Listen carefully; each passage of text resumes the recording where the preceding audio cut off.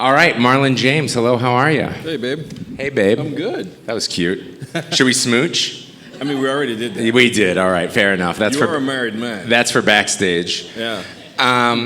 Listen, I just wanted to open with like kind of a very simple, but I think important question, which is you live in Brooklyn. You have a writing office in Brooklyn. Right. How does Brooklyn, and New York in general, really affect your writing?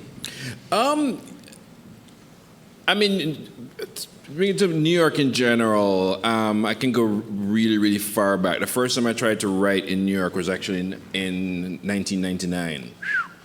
And I'm not going to quote from it, but it was a sex scene. And the point being that it was a queer sex scene, it was a gay sex scene. And, you know, at the time I was writing it, I was a deeply closeted, super in the church, afraid of my own shadow kind of person. And it's the kind of scene that I don't think I could have written where I was coming from at the time. And I remember writing in my brother's house. My brother's house, it was like 12 in the night, and I'm typing this thing. And it was a pretty bad sex scene. I'm not going to describe any part of it, but it's not even so much the sex or that it was the sense of possibility and the sense of freedom and the sense that I could go somewhere I wouldn't ordinarily go. And I think for me, New York and Brooklyn in particular sort of means that to me. I think it's you know, I don't think you necessarily have to travel to find your space, but for me, I did. And that, of course, coming from Jamaica, getting here eventually. Can you just talk a little bit about what initially drew you to New York? What made you? What's your history with the city? And obviously, you're talking a little bit there about the anonymity that you probably felt. You allowed yourself to try on different versions of yourself. Yeah, I mean, New York was a place where I think I was trying to be myself, or at least try on different versions of myself. It wasn't just Brooklyn. It was also Washington Heights. It was also Bronx. It was pretty much every borough, and. Some people know this story, how I used to be up in the Bronx, and in the Bronx I try to like dress street, because everybody's gonna believe I'm gangster. and take the train to Union Square and go to the Barnes and Noble bathroom and change into my gay clothes. I looked fabulous. But the trick was, it was like Cinderella. I had to get back to Barnes & Noble before it closed. And usually I'm there rushing in at before 10 to change back so I can go back to the Bronx. To me, it felt like these sort of dress rehearsals of being myself. And that's what this city has been, and to the point where I think I can live, or at least try to live my authentic self now. One, that's beautiful. Two, I love that you were changing in the bathroom of a Barnes & Noble, eventually ending up in the windows of Barnes & Nobles, but we'll get to that in a minute. Something about New York and Brooklyn is like they're hubs. Right. They're nucleus of so many different art scenes, right? There's fashion, there's music, there's design, there's performance, there's visual art, the list goes on. You, as an individual, care so much about not just literature, not just writing, but about so many different art forms. How does the kind of conversations between those art forms play out in your work, and how much do you think living in the city influences how much you care about that art? I'm a big believer that different art forms contribute to the work. A lot of writers who talk about this, James Baldwin talks about this, Imani Perry talks about this, about what music does for a writer. I don't write in silence, I write to music, usually jazz and usually a Coltrane, either John or Alice, either will do. There is a certain kind of fearlessness and a sense of newness in something like, say, jazz, that it just hits me different when I'm trying to write. And, I, way back when I used to just visit New York and be here living, not quite legally, One of the things I used to do would be me and the society ladies all going to the 2 p.m. ballet. So can you and the ladies at lunch? Me and the ladies at lunch, and we go to the 2 p.m., 2:30 p.m. ballet. I remember one afternoon, it was, Alexandra Ferrier was retiring, and the 2 p.m. person couldn't do it, so she subbed, and we were almost crying. It's like, Alexandra Ferrier's doing the sub ballet. So I kind of tell people I saw her. And it's not a knock on other writing, but I probably get more from looking at art, looking at a piece of visual art, trying to think of how other artists or how other creatives solve their problems. The other thing I like about other creatives is their work ethic. Writers are the laziest artists in the world. Not everyone. It's, people said to me, like, I write when I'm inspired. I go, I haven't been inspired in nearly 40 years. I just do the work. Yeah. I don't have to tell a dancer about doing the work. Yeah. One of my favorite creative writing teachers, Nancy McKinley, once said, if you set a routine, the muses will show up. And I believe that. If you set a practice, if you hate the word routine, if you set a practice, the muses, the creativity, whatever you want to call it, will show up. So that's what I do. And I write, I go to work. All right, a two-part question. One, I'm a real timeline girly. So can you just walk us through a little bit, like first time in New York, when you decide to live here, moving here, that aspect of it, and then I'll just kind of sub to what you just said. Could you walk us through? So that's the big picture. That granular. Could you walk us through your routine, your practice? Yeah, God, my first time in New York, I don't know if it was that glamorous. I mean, it was the last year of the last decade, of the last century, of the last millennium. And I would love to say that I celebrated that last day in some epic style. I was watching a Sex and the City marathon. And I still think I had the better New Year's Eve. So that was it. When I moved here for work, I actually moved to Minnesota. I didn't move to New York. And I was in Minnesota for 12, 13 years. I never met Prince, but I did try to break into his house. That didn't end well. Okay, I forgot how to party. No, that's okay. So you were in Minnesota, and then eventually you made your way to New York. I made my way to New York around 2018. Yeah. But there's so much of New York I knew long before I even went to Minnesota. From 1999, I was here almost every summer. Yeah.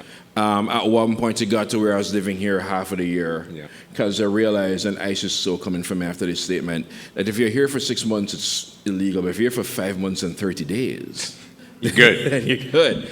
I initially was Washington Heights, right above Harlem. I mean, I knew all my neighbors.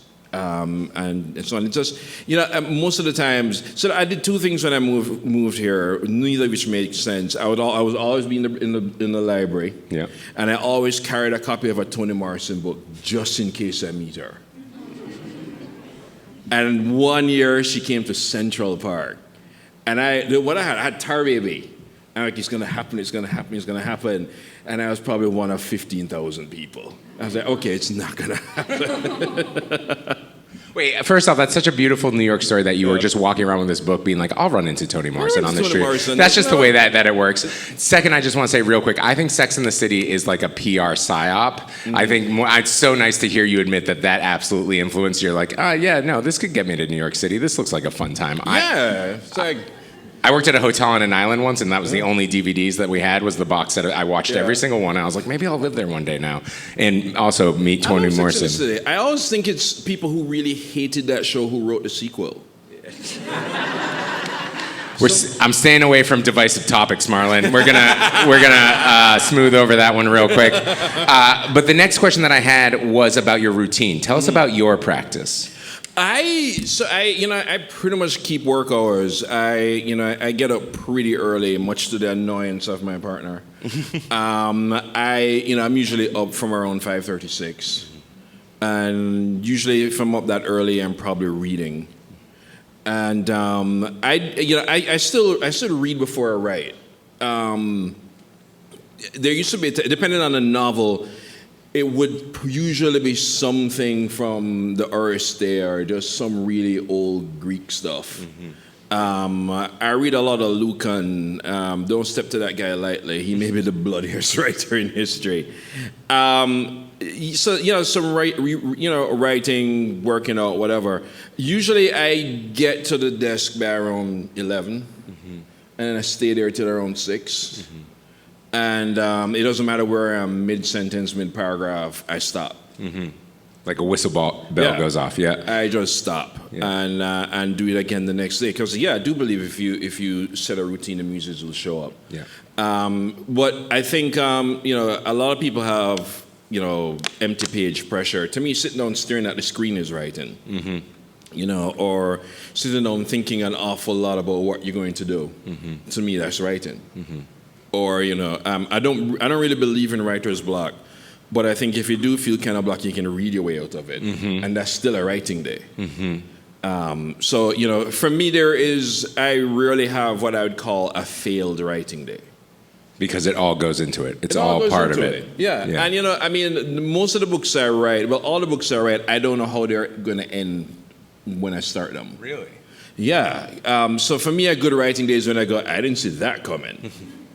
And that usually happens all the time because there's a point when you're writing when your characters become people and they do things real people do. They surprise you and they disappoint you. And I'm always so disappointed in my characters. They're such terrible people. I'm like, be better. Do better, Jamaica, we're going to do better now. But then, would the books be as good? You kind of no. See, they need to be. I'm really glad my life is not as messy as my characters. Yeah. or is violent? Huh? Or is violent? Oh God, no. The funny thing is, I'm super squeamish. Yeah. But what? Yeah. Even though I write some really violent stuff, I'm actually pretty squeamish. When you're watching it on the film, or even as you're writing it yourself?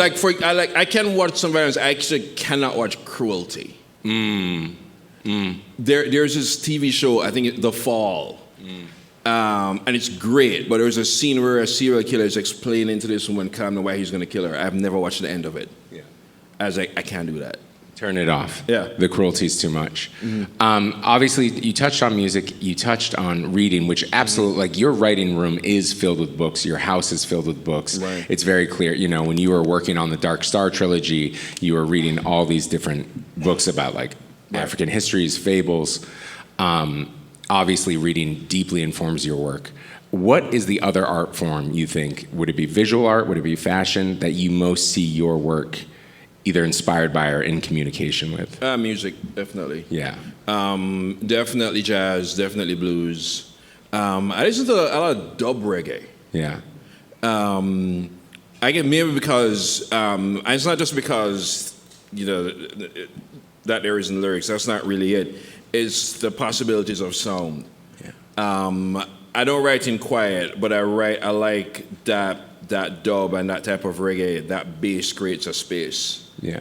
And I grew up in the Caribbean. I grew up in Jamaica. There's no such thing as a quiet house. I mean, if you're rich, I guess. I have a big ass house. Nobody's gonna shut up so you can do your homework. Yeah. And I'm used to that. And I when I was in Minneapolis, I used to open the window so I could hear traffic. Because it was too quiet. It was just too quiet. To me, quiet sounds like deafness. I don't know. I'm not quite sure what to do with that. Yeah. Music also, one with the fearlessness, but sometimes I will kind of in reggae just sort of grab the rhythm and try to write that way. Because deep down, I wish I was a poet.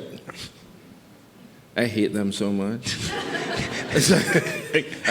Expand on that. Where does the jealousy? Let's say jealousy. Because a poet can get to the crucial aspect of human existence, and they can do it in 4 words, and I hate them for that. Yeah. They don't have to sit at the desk till 6. It takes me 400 pages to get to the point. I remember telling people, I wrote 200 pages. Like, somebody brushed their teeth, right?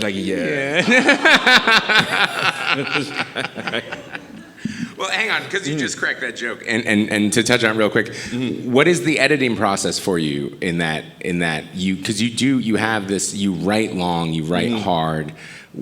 Does it feel like when things start to end up getting carved out, does that feel painful to you, or do you just think, again, that's all just part of the work? It's part of the work. I don't, writing is just such a release for me. I get when people say it's hard. I totally get that. I think something can be the hardest work and the most fun you've ever had at the same time. And for me, writing remains fun. Yeah. Writing is one of the things that got me through COVID. I remember somebody put up on Facebook, they said writing is like riding a bicycle backwards naked into a raging flame, and it burns. And I thought, one, that's really shitty Lovecraft. And two, then quit, boo.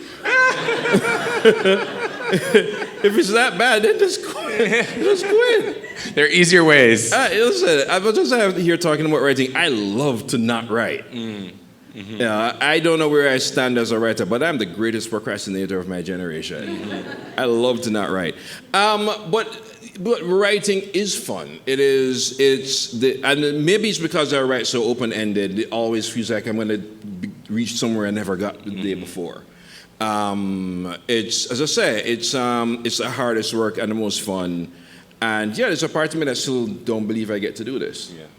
But every time you walk away from the page, it's another cliffhanger, and then you surprise yourself the next day. And what a wonderful way that is to live. Yeah, and the problem with leaving the page is that yes, you've lost the page, you've left the page, and you've closed your laptop, and you left the room, but there's still 20 people in there, still waiting on you to come back and write them. It's sort of like Tolstoy said, the problem with reading is every time you close a book, 100 people are still in the bedroom with you. It's like I know that feeling. I love that you just quoted Tolstoy, and I thought you were going to say it's like Toy Story, where all the toys come alive once you're not looking. You're saying I'm being too highbrow and snobbish? No, I would never say that, Marlon. I think your mind is beautiful and you're a genius. I do want to say we're going to get into like this big career conversation, right. But just as we're talking about reggae, for those in the room unfamiliar with some of your past lives, of which you have had many. Oh, God. Any chance you, just to set the table before we dive into your literary career, right. Some of the things you were doing before you found writing and teaching and publishing. You mean when I wasn't a sign painter? Yeah. As a graphic designer. Correct. Who'd you graphic design for? So I used to. You're really trying to tease this out. Yeah. So back in another life, I was Sean Paul's art director. Yeah. So, cause we went to the same high school. And I kind of ended up being drafted into the whole Sean Paul Army thing. We both went to Wilmer's Boys School. I'm the only one, honestly, I'm one of the only one of my friends who's not making music. So I was on the sidelines. My niche was if you wanted to break into America, I'm the person you work with.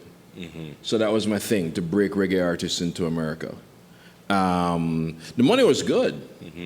But I was also in advertising for a long time. I was a graphic artist for a long time. I was an illustrator for a long time. I think when you're in advertising, especially as a creative person, at some point you have to decide: are you a graphic artist or an artist doing graphics? Or are you a copywriter or a writer doing copy? And if you're the latter, I think you have to have some sort of exit strategy at some point, because advertising is great, but it's creativity under compromise.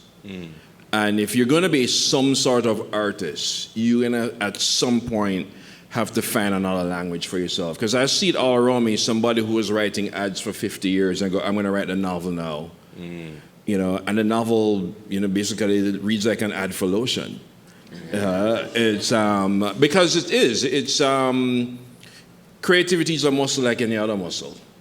And I think if you're in that kind of situation, eventually you do have to leave. And I left. Yeah. And you focused on your work, and it worked out. So literally this month is 30 years. 20? Yeah. Good correction. Yeah. I thought you said 30 beforehand. All of you said 30, people go, damn, he looks good. That was just, to be honest, I was thinking that too. I was like, when did that book come out? All right, so that makes a lot more sense. Since your debut, that's what I added. But what I was going to say, it's 10 years ago you won the Booker, obviously, for A Brief History of Seven Killings.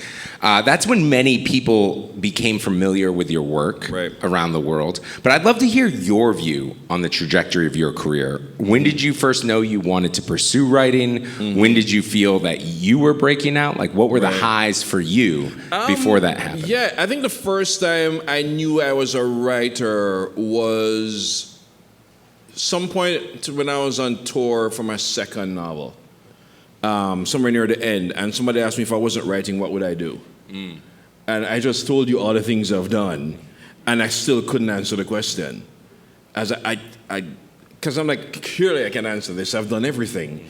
And I was like, damn, I don't know. I guess I'm a writer. So it was kind of this sort of hit me off guard. Way after the fact, I'm like, damn, I'm not useful for anything else now. so I better stick to this writing thing and hope it works out. But my life has always been that way. Things I realized sort of after the fact. Taking writing seriously. I mean, I've always taken writing seriously. Thinking I'd have a career from it, that was something I never really thought of. Were you taking writing seriously when you were young? Yeah, but in the way in which everybody who thinks they have unrequited love thinks they're a poet, young kind of thing. I know my mom has all my books I wrote when I was a teenager. I hope she hasn't read them. There's a lot of Victorian queer stuff. That actually sounds great, but sorry, keep going. No, not this. No. Oh, okay. No. Okay. There are too many rip bodices. I cannot think of a time when I wasn't writing, and I cannot think of a time when writing didn't feel. If I didn't get a sense of identity from it, I got a sense of refuge from it, and writing was always that. It was for me. Writing was just a sort of a writing down version of make believe. And I was always mentally somewhere else. And that writing gave me a sort of legitimate way of doing that. For me, was the greatest thing. Did you feel, you talked about how when you were in New York, you felt like you could be your authentic self, or you were trying on the versions, trying to figure out your authentic self, and you feel like you're there now. Do you think writing was part of that process for you? Do you think that's where you first started imagining kind of a different life? Yeah, but as I gotten older, I'm starting to realize that in a lot of ways, the person I was searching for, I was always there. Like, I give a big narrative about, when I left Jamaica, that's when I could be super queer and so on. And if I ask the Jamaicans, when my Jamaican friends hear that I came out, they go, "When were you in?" So I'm not sure I was running away from anything. I think I was. They were like, "We were aware." Yeah, I think I was a pretty gay-ass dude back in Jamaica. So I wasn't running from a damn thing other than myself. But it's, again, everything that actually illustrates my point about me realizing things after the fact. That realizing, for example, that I was always, when I came out in the New York Times, my Jamaican friends were so over it. Again, I was like, "What are you talking about?" I'm surprise! I'm like the number one with the ladies. What do you mean? But again, it's all good seeing that in hindsight. But when I'm going through it, a lot of that I didn't see. A lot of that, I tried very hard to make my life as small as possible. Cause I figured that's how you could deal with it. I remember this included my church phase. Everybody think I grew up in church. I'm like, nah, dude, I went to church when I was like 29. Because that's how you're gonna get rid of the gay. Which worked really well. That worked out. Yeah, it really worked out. Great sweater.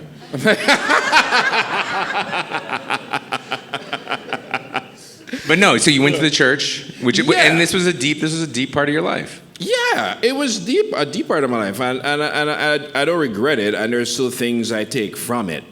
But again, it's this sort of, searching for different parts of yourself. I remember finally reading Confucius. Everybody said they read it. I never read Confucius. But the idea that there are all these versions of yourself finally made sense to me. We're not going to get into some sort of Eastern philosophy thing, but it was just one of the ways in which I, learn to sort of deal with that person in the mirror. And yeah, I mean, it was, there are just so many things. I remember one of the times I was in New York, I was still living in Minneapolis, I came to New York and I saw Matthew Burns' Swan Lake. People keep calling it the all-male Swan Lake. It's not the all-male Swan Lake, there are women in there, but it is an all-gay Swan Lake. And seeing that thing and just bawling, just crying. I get to say it's other art forms that usually do it for me. So this ballet was one of these things that made me think about, what does it mean living as yourself, or out loud as people say. And it was always again, and I'm not. And I mean, I'm not making it sound like I'm not inspired by any books. I am hugely. As I say, I read all the time. But those are some of the things that just help, this journey of becoming, if we can call it that. Yeah, and I mean also, and I'm with you, like of course also deeply inspired by writing, but there's this, and of course I've had physical reactions while reading for sure, but there is something about, especially either a piece of art that you can look at or a visual or a performance that really can maybe get its hooks deep in you, so you have this almost physical reaction because you're watching physical human bodies on a stage. And so I hear where you're going with that. I do want to ask just real quick, can you tell, like, your first book, like the story behind that seems so great, and the journey that you took until basically A Brief History, and was there a feeling for you of that was an upward trajectory the whole time, or was it a lot of stops and starts? I mean, for me, I mean, listen, at one point I was just glad I had a book deal. Yeah. It's one of the great things about coming up through an indie publisher is that you have a broader idea of what success is. I think there are people out there like, I didn't sell 5 million. I'm like, girl, I'm glad I sold 3,000. Amen. I remember, my first publisher, Johnny Tabakashi Books. I remember him telling me back in 2003, 2004, that one thing I can guarantee you is that your book will never go out of print. And back then I'm like, I don't give a shit. When is Oprah gonna call? I was like, all these things I was thinking of. I know, I look around and so many of my peers are out of print. Even books that came out on major presses are, their books are no longer in the conversation about literature. And so I never forgot when Johnny said that. And it made me, again, rethink the whole idea of what exactly is a successful book. Very few books get published. If 100,000 books get published this year, it means 900,000 didn't. It's if you earn back your advance, you're a star. Yep. If you sell, it's just so wide open, and I think sometimes people have a very narrow idea of what success means. And when you're with like an indie press like I was, you just have a broad idea of it. And a real loving exception for like what a successful book versus a successful career versus a successful life. Yeah. And they're all a lot of different questions. That said, and I want to get into some of the later books as well, but like right now, where do you see your career going? I never like asking like what's next. I don't know what you can talk about and what you can't. But like where do you see your career, and perhaps more importantly, like where do you see literature going? The conversation, God, really? like what? I mean, are there any trends that excite you? Is there anything? I don't know. I'm always very resistant to the whole where is lit going. Except usually when people have this conversation, it's a pessimistic one, and I've always had problems with that. That's why I said excites. Yeah, I remember where it was a book festival. I can't remember which one.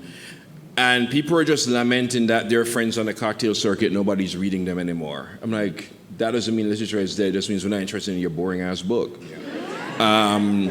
It's no, that's as much tea as I'm dropping. But the thing about literature is that I am always ready to be surprised.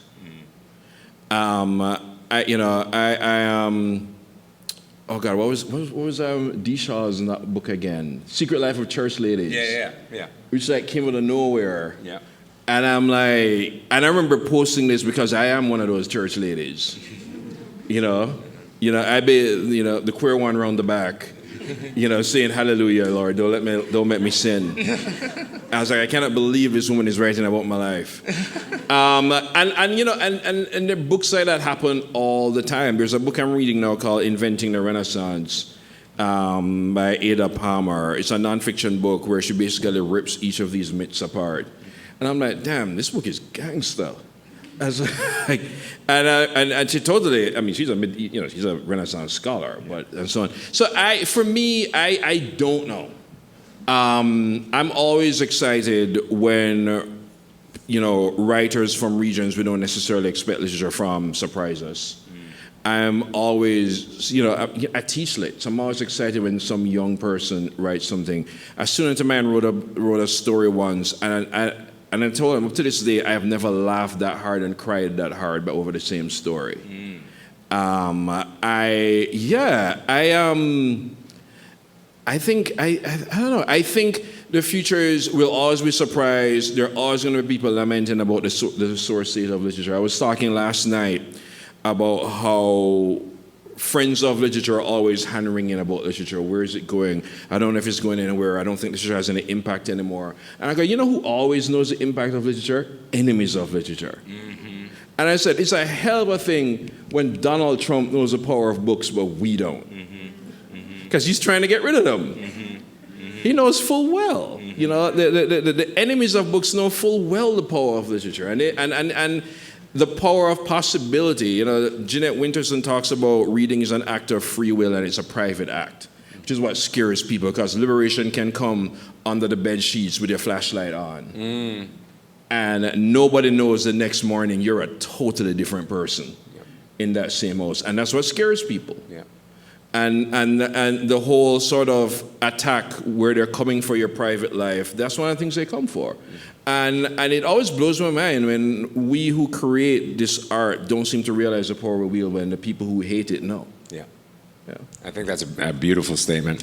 I do want to, real quick, you have been, the last two books, fantasy, just gorgeous, epic tales. Is there a part of you that loved playing in that sandbox? Do you actually find it to be a very similar sandbox to your other writing? What parts of that world did you love creating? And then kind of a quick second on that is also, you also just found some success with television. Is there a difference you find between it being a novelist and making a successful television show? Sure. I loved writing fantasy because it's always been a part of my life and it's always been a part of my sensibilities. My entry into fantasy was probably more comics than the canonical books, the Lord of the Rings and all that stuff, which I got to later.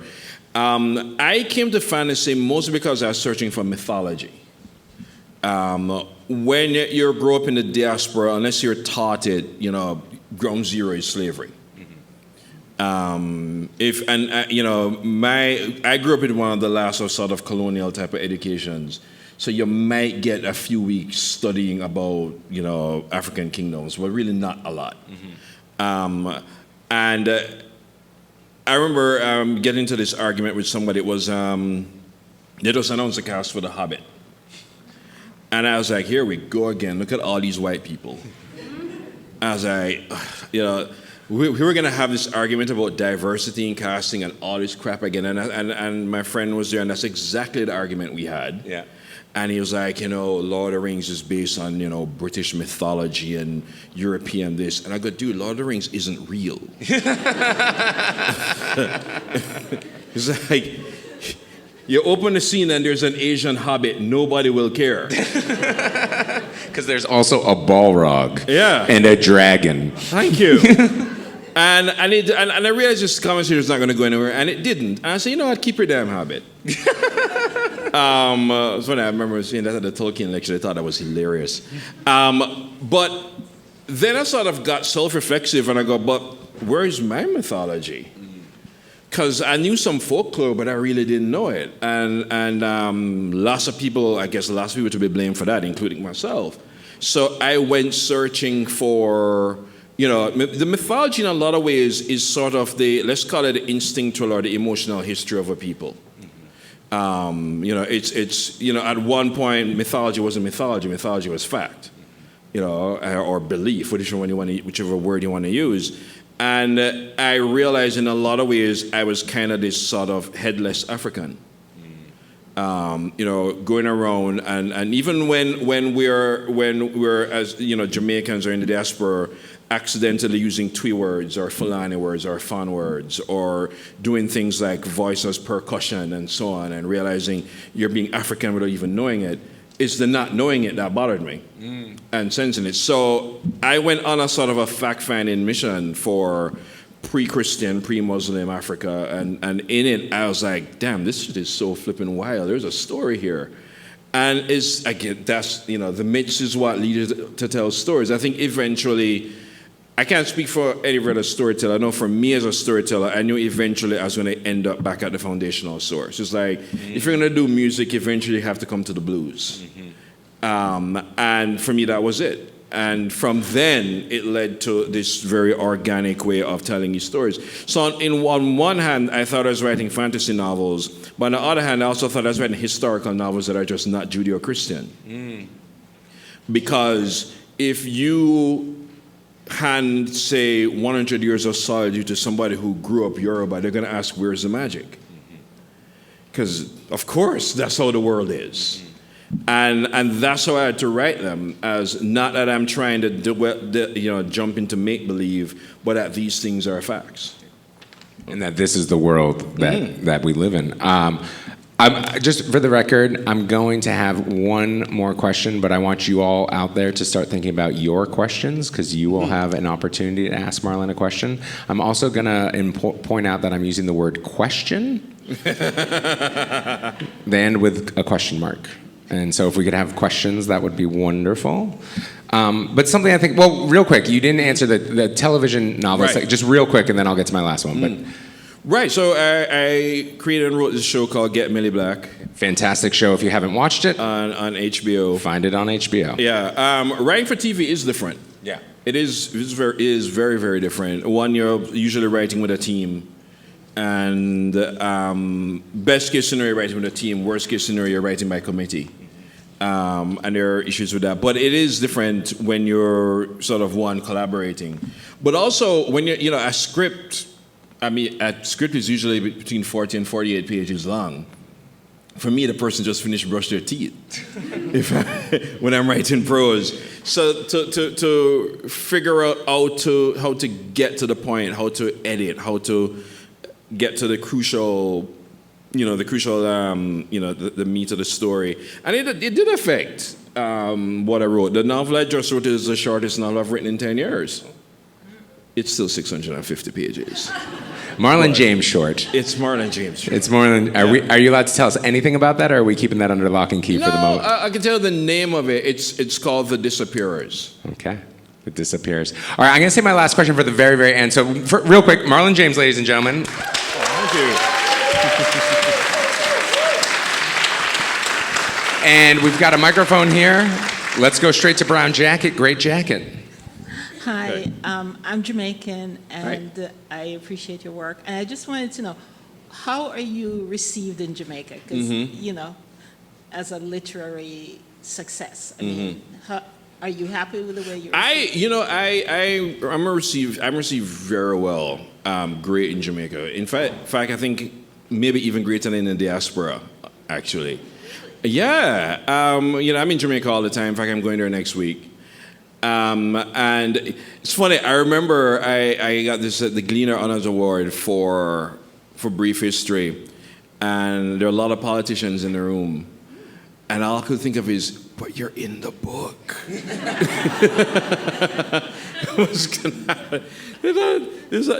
happened to some, other people. In Jamaica, it's a combination of feeling comfortable and feeling recognized. But Jamaicans, we're also over it. I also have people listen, the one person who's not going to run to you for an autograph is a Jamaican. And somebody said it that, Jamaicans are so, they're so convinced of their own greatness that they have no time to appreciate yours. And that can be really, it can be really humanizing. I like going back and my friends are so unimpressed. My mom probably still wonders if I'm going to get a real job. But you know, I do get the feeling of being appreciated and being cherished and respected there. And in ways that would have surprised me 10, 20, 15 years ago. You know, I'm a pretty out queer dude. You know, and I'm pretty out there. And it's again, there is a way in which people evolve in the island and the home country that sometimes when you're out, you don't necessarily see how fast the country is going.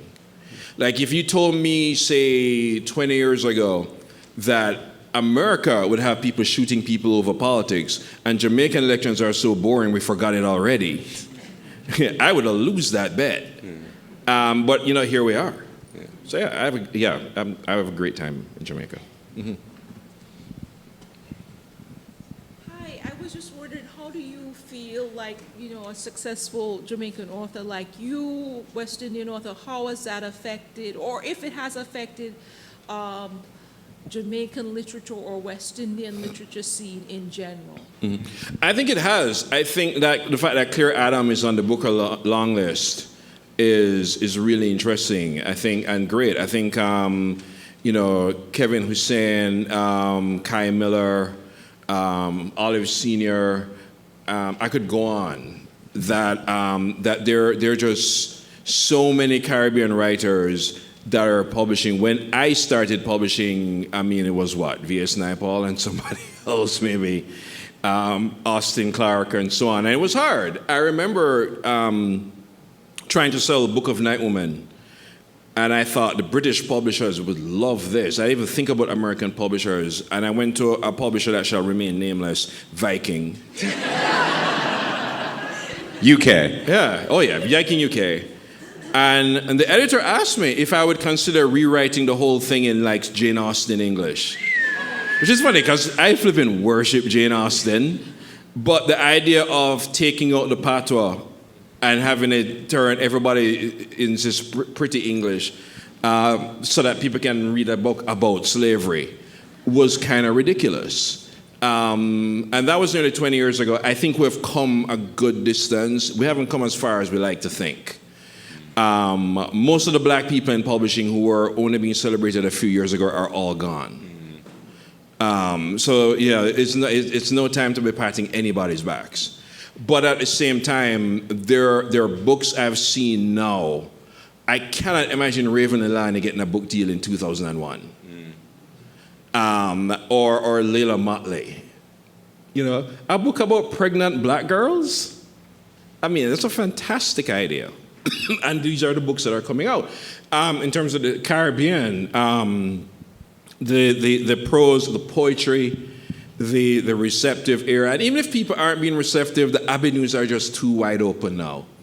There is a sense of possibility now. Now we have people in the Caribbean who stay in the Caribbean, which is a whole new thing now. And I think that's great. I think it's important.